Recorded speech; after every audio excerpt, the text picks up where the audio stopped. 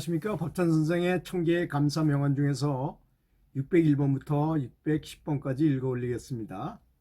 가장 좋은 생각인 감사 가득한 생각을 하게 되면 굳이 잡다한 생각을 하지 않아도 다 이룰 수 있습니다. 왜 그러냐면 이미 올림픽에서 우승하겠다는 아주 강력한 목표를 가진 사람은 굳이 전국체전에서 우승하려고 그럴 필요가 없잖아요.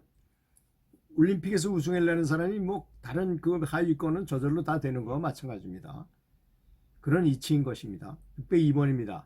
아무리 강한 신념과 목표와 사랑이 있다 하더라도 거기에 감사한 마음이 빠진다면 그건 절름발이죠. 정상이 아닙니다. 603번입니다. 신에게 감사하면 신은 그 보답으로 사람에게 축복과 은총을 내리십니다. 604번입니다. 감사는 과거에 나에게 주어졌던 나를 위해서 많은 사람들이 정말 키워주고 칭찬해주고 뭐 먹을 거 먹이고 입힐 거 입히면서 많은 은혜를 베풀었잖아요. 그런 은혜를 회상하는 것입니다. 감사하게 생각하기만 해도 미래는 풍요롭게 변한다는 것입니다. 605번입니다. 사람이 가진 마음 중에서 감사한 마음이 사람으로서는 가장 높은 예의와 교양의 결실이라는 것입니다. 606번입니다. 감사는 신이 나에게 축복을 준 것을 기억하는 것이며 신이 축복에 대해서 깊은 존경과 경의를 표하는 그런 행위인 것입니다. 607번입니다. 세상을 만드신 신의 은혜에 아주 깊이 깨달아 아는 것이 바로 감사함이라는 것입니다. 608번입니다. 감사하는 마음은 온통 마음이 피어나게 하는 마술가도 같은 신의 작품입니다. 그래서 뭐 더 시크릿이라든지 이런 책에 보면 그 감사했을 때 생겨나는 그 아주 풍요로움에 대해서 많이 써 있죠. 참고하시기 바라겠습니다.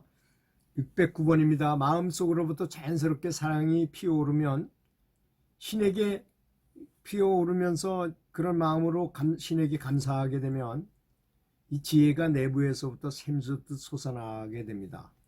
그래서 이제 연구에서 뭐 발명품을 잘 발명하는 사람 보면 자신을 위해서 발명하는 것보다 남을 위할 때, 남을 위해서 뭔가 발명하려고 할 때 발명이 잘 되더라고요. 자, 마지막 610번입니다. 감사의 스킬은 늘 있어온 너무나 평범한 일상생활에서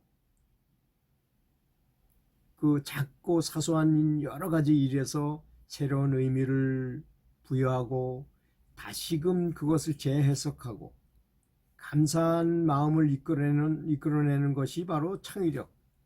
그것이 바로 지혜죠. 이게 아무나 되는 거 아니고 이렇게 훈련한 사람만이 가질 수 있는 특권이고 신기한 재주인 것입니다.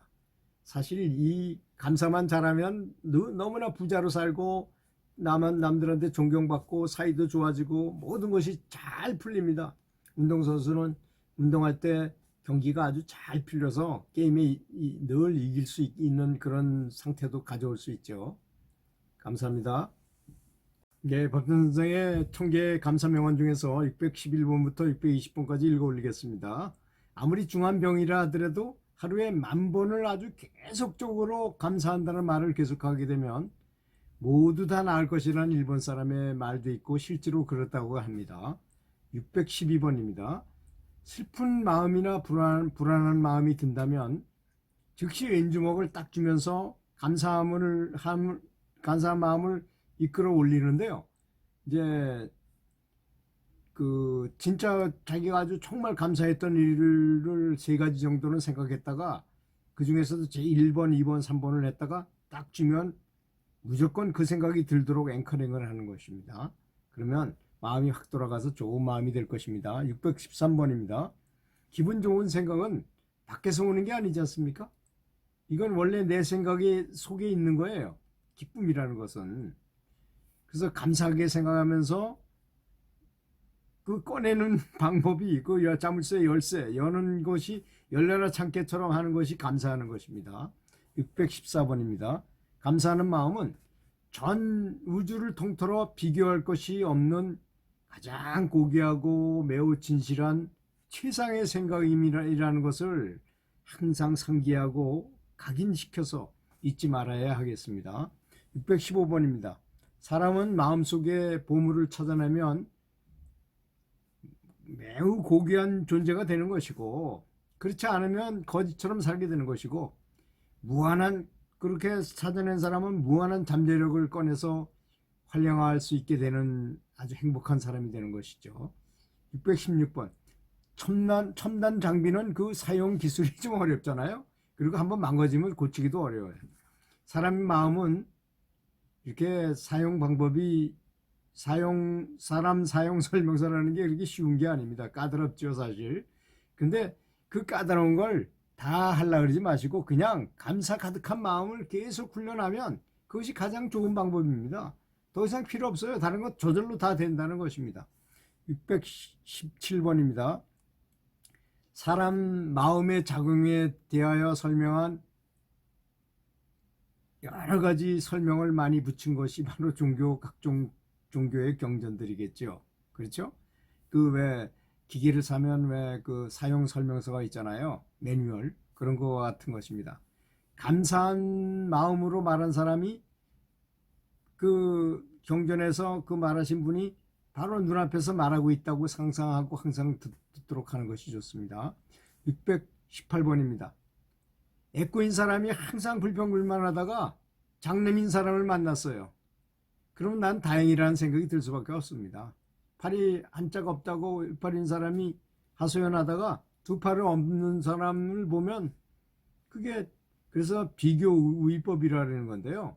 항상 좋게 생각하는 것이 좋다는 것입니다.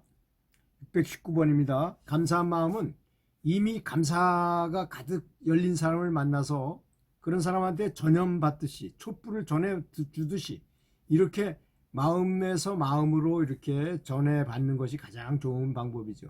그거를 왜 옛날에 전수라고 말했죠. 전수해준다 뭐 이렇게 하는데 도둑도 전시가 되잖아. 이런데 도둑놈하고 같이 살면 아버지가 도둑이고 할아버지도 도둑인 도둑 집안에서 자란 사람은 도둑이 될 가능성이 높잖아요. 그게 전염이 되니까.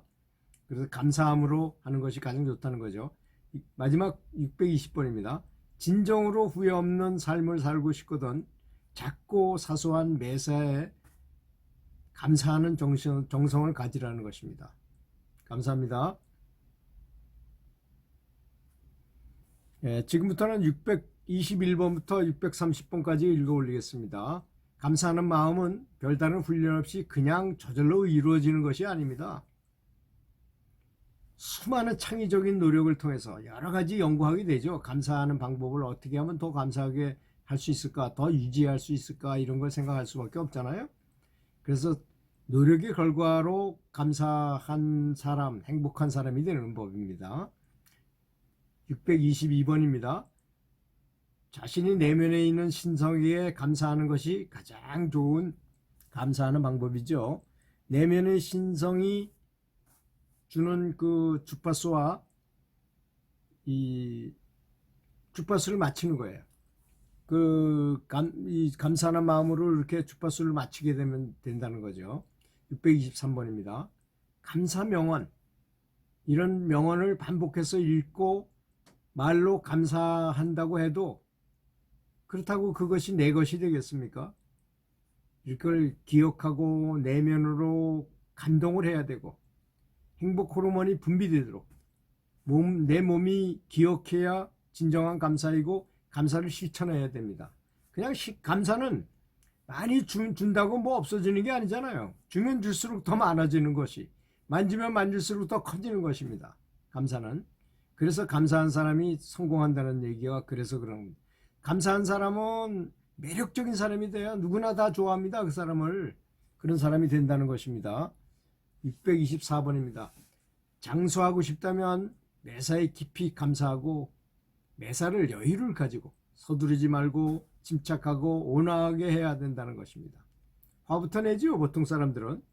그렇게 하면 그렇게 화를 자주 내는 사장 밑에서 일할 사람이 누가 있겠습니까? 직원들은 어쩔 수 없이 있다 하더라도 마음으로 충성을 다하지 않으면 회사는 번영할 수가 없게 되는 것입니다. 625번. 일이 있는 것에 깊이 감사하고 즐거운 것들을 인생에서 가장 중요한 일, 내가 지금 하고 있는 일을 가장 즐겁고 가장 중요한 일이라고 생각하고 하도록 하는 것입니다. 626번입니다. 감사하는 생각으로 모든 삶에 아주 덧칠을 하십시오.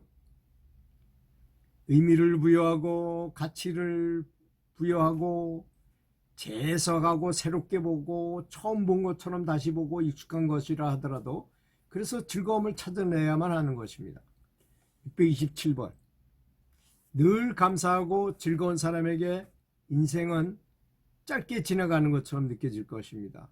근데 괴롭고 불안한 사람에게 인생은 길고 길죠. 밤도 길고 날도 길고 세월도 안 가고 그렇습니다.